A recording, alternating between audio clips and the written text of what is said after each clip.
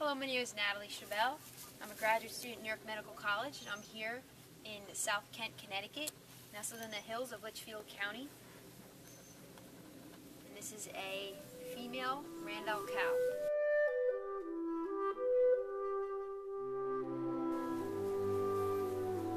And how old's Doris? She's probably 6 or 7. She laid down while we were standing right here. She's almost got the look, like she's feeling the pinch. Starting to breathe a little heavy. Yeah, I think odds are that she's coming into labor. Now, do they just do it naturally, or do you need a vet? We haven't yet. I'll be particularly attentive with her because she's small and she's never had one before. Oh, okay. She has no idea what's going on right now. Chances are she'll do it with no assistance whatsoever, know exactly what to do, but I've been coming out at midnight every night checking on her. With the Randalls, they are so reliable calving on their own, it's almost a non-issue, but you can never be 100% sure, so it's better to be safe. I grew up, my father breeds thoroughbreds, so whenever a horse went into labor, run to the barn and not call his dad, and you miss it, just sitting something that That's an estimate, that's not just a wild thing.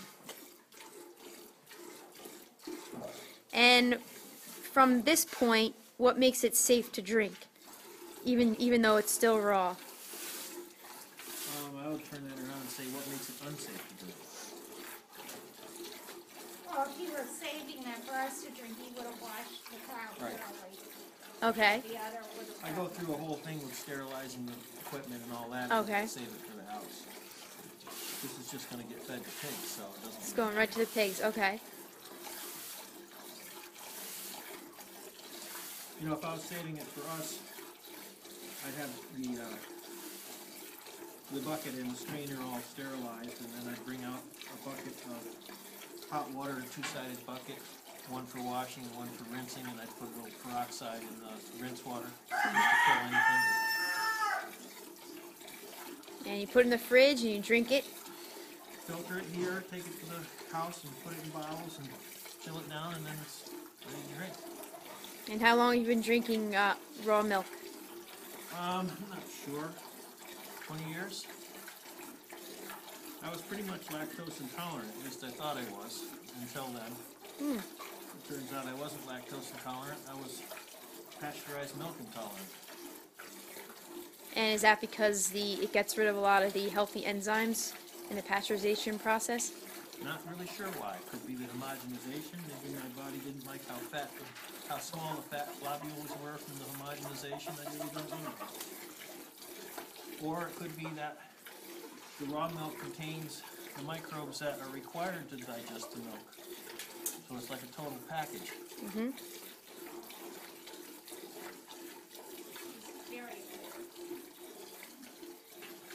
Maybe not everybody has those microbes in their gut already. What got you started into farming?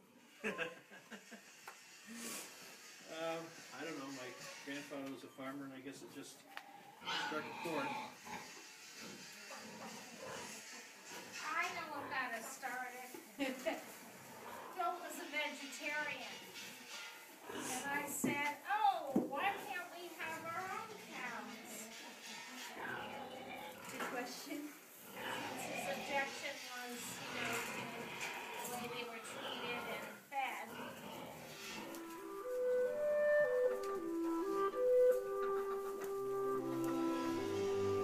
So what do you mean by the term free range for your chickens? They're not restricted in any way. They just go where they want to. And how is that an advantage as compared with conventional farming? They find a lot of natural food on their own, which is a more natural diet, so the eggs and meat is a lot healthier, a lot better to eat.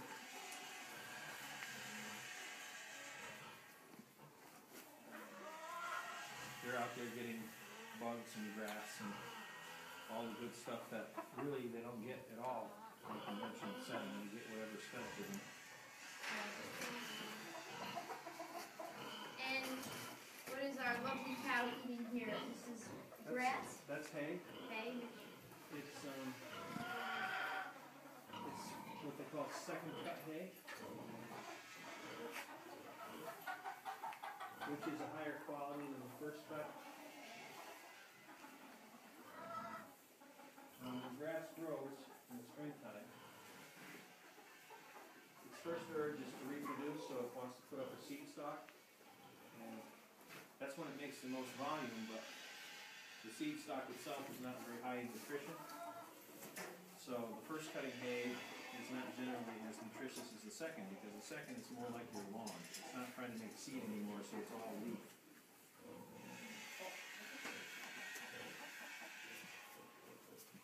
So we feed first cutting outside because it's available and cheaper. Second cutting hay is pricey. Some of this stuff here I made myself. But the second cutting is a treat to them. So they want to come in the barn. So it's a real good tool for me because I don't have to chase them all over the place. I open the barn door and they want to come in. But also it's more nutrition, so that helps them in the wintertime. It keeps them from losing too much weight.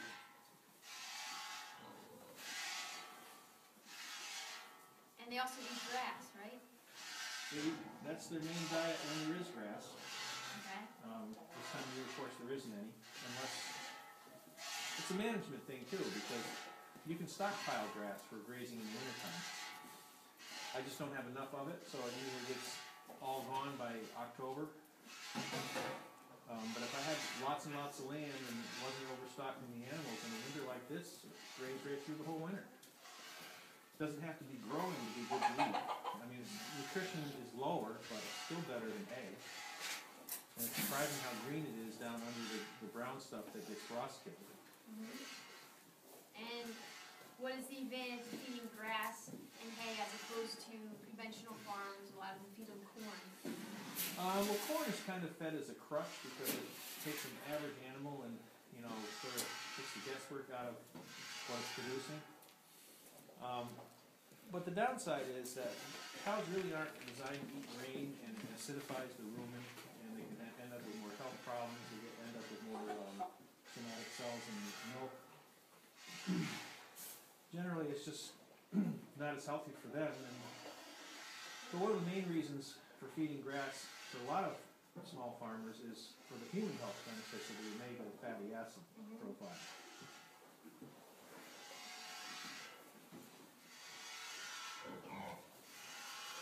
Obviously, being an organic farmer, these cows never receive hormones or antibiotics unless, of course, they're sick. Right. And then that's not the first line. I mean, I try to do homeopathy as a first line of defense. Wow. If I end up doing the conventional antibiotics, I consider it a failure. Really? What do you think about all the conventional farmers that just put hormones, antibiotics in the feed? Well, obviously that's the opposite of what we do. I mean, again, it's a crutch for, it's a shortcut for not doing things right.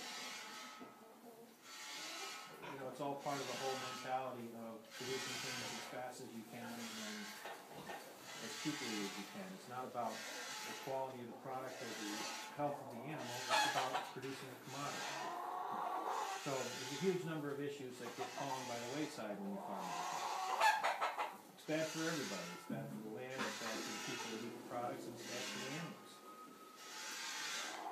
Now, a conventional farmer's not going to agree with that statement. I can tell you that right now. That's okay. That's what we want to hear. See, a lot of people view that intervention type of stuff, like the constant vet stuff and the antibiotics, they view that in a positive way. They think, we're taking really good care of our cows. The vet comes all the time. I mean, what more could you ask? We're pampering them. We're getting the vet to them and giving them drugs. I guess it's no different than the human population. A big percentage of the human population use drugs as, a lifesaver. Good thing for the drug company, because it uses all of my aches and pains, but, then there's another segment of the population that sees that as just a Band-Aid on a bigger problem.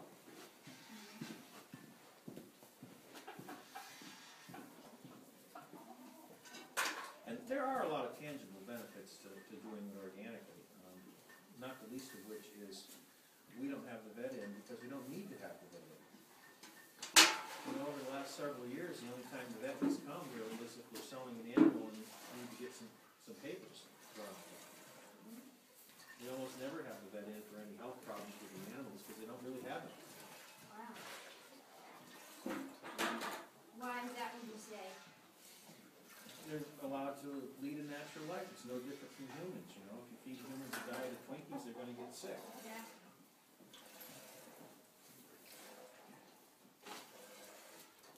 Notice I didn't say anything about donuts and cookies.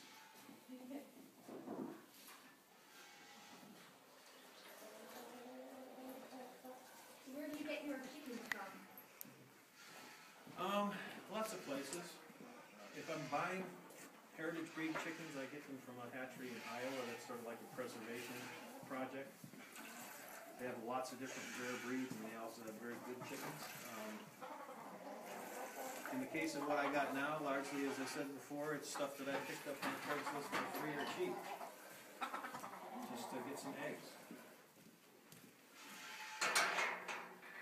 Ideally, if I had the time, I would pick a rare breed of chickens and specialize in them and hatch my own, so that I was self-sufficient as far as reproducing the breed. But we sort of got away from that. It just not enough help, not enough time. So these days, we're just kind of happy if we've got chickens that lay eggs. At least one goal is being realized, and that is you get free-range eggs, which are really nice and healthy. And what do the chickens eat? The only thing we feed them is corn. We buy organic corn. But the majority of their diet is what they get themselves. Especially in a year like this when there's not snow. They're out there eating grass, and it's surprising, even in the dead of the winter, they'll find bugs. They'll scratch around under stuff and find insects, and they eat like hay seeds out of the mangers. They really have a great diet.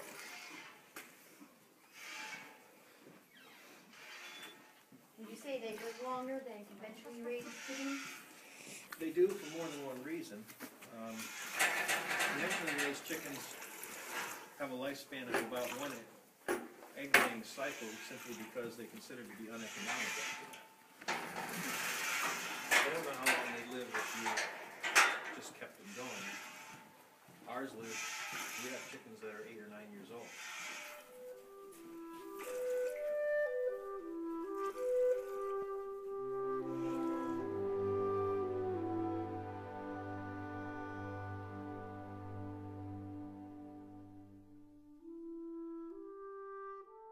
The cows live for?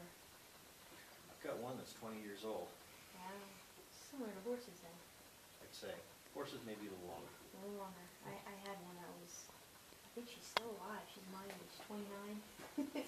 Yeah, no, horse is definitely longer. I mean, I don't think 30 is an unusual age for a horse. And how long do they milk? They'll milk the whole time if they keep having calves. Wow. So there's not a point in time, like as in a human, where they can't have babies? They will at the end of their life probably stop being bred, but usually that happens within a year or two of their end. They generally keep having babies up until pretty old. I've got a couple that are really old now, but I'm wondering if they did in fact rebreed this time, because they're right at the end. They'll probably surprise me and just have a calf. Oh, she's making a movie.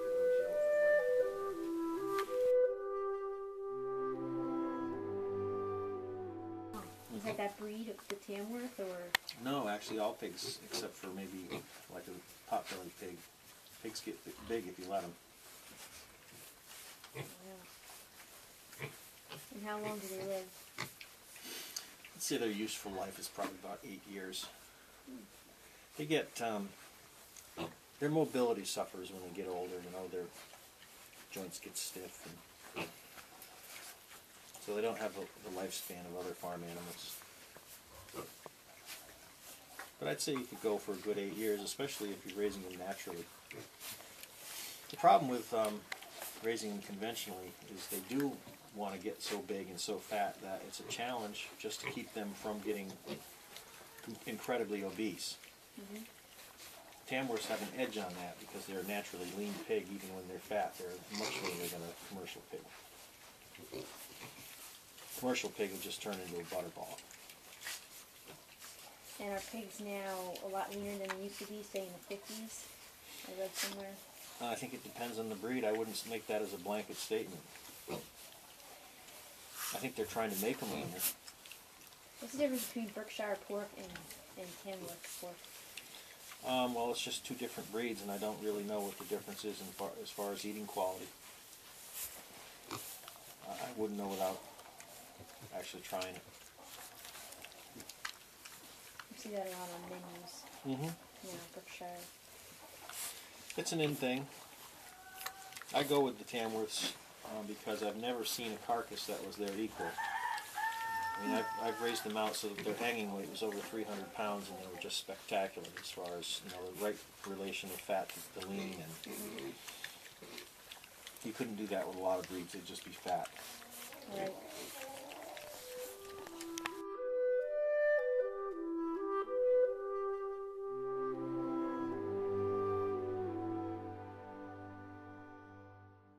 One time, and I didn't think I was going to make it. Oh, wow. The only way to just slice them up. They have, They're that vicious. yeah, and the tusks are like literally sharp as a scalpel. He could swing his head and cut a gash in her side. When he gets a little older, right now.